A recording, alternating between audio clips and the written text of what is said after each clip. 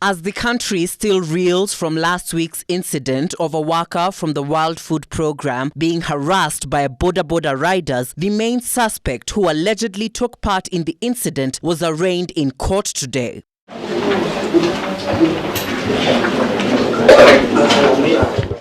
Obadia was arrested on Monday after a week of hide-and-seek with detectives hot on his trail. Police have revealed that after his narrow escape from the Mukuru Kalyaba slums in Nairobi, Obadia proceeded for a week of evading authorities along Nakuru, Kisii, and finally Migori, where he was nabbed at the Sirare border.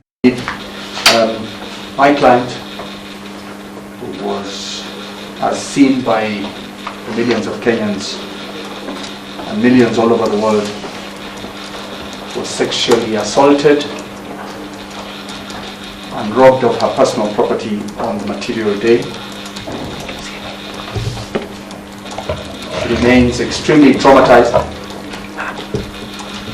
as indeed all other Kenyans, because it could have happened to anyone. In court proceedings that captured the attention of many, Obadia stood with no legal representation against Philip Murgor, who represented the prosecution. I am making this application to request the court to allow me 10 days for collecting evidence and recording statements from other witnesses. Before prosecution began, Chief Investigator Inspector Livon Mwanzia presented an appeal for the detainment of the suspect for 10 days to complete investigations.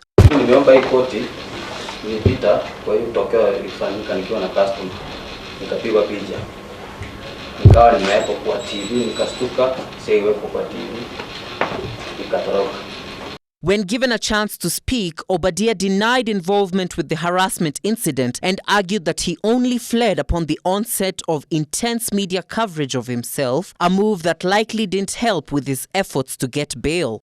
Previously, we wouldn't have video evidence admitted in criminal proceedings, but we have had some amendments and some change in the law that allows us to make such representation and commit the same as evidence.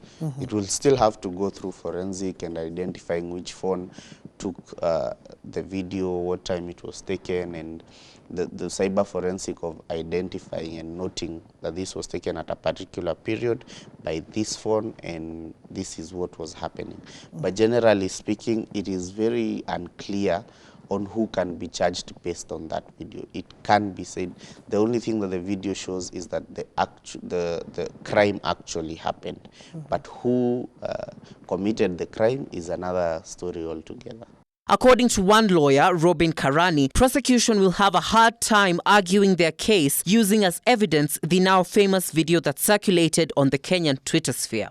Obadia will remain in custody at the Gigiri police station until the 24th of this month, when the case against him, along with the 16 other detained boda operators, will commence. Reporting for Ebru TV, I'm Ruben Kalen.